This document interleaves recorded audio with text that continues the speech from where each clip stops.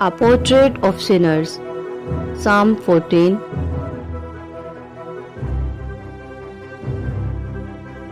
The fool says in his heart, there is no God. They are corrupt, they do evil deeds. There is no one who does good. The Lord looks down from heaven on the human race to see if there is one who is wise, one who seeks God.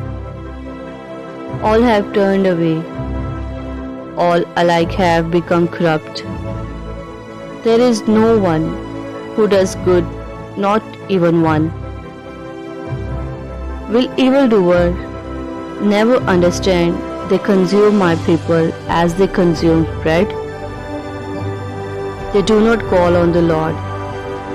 Then they will be filled with dread. For God is with those who are righteous.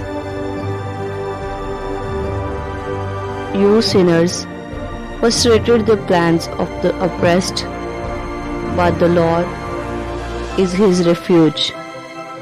Or that Israel deliverance would come from Zion.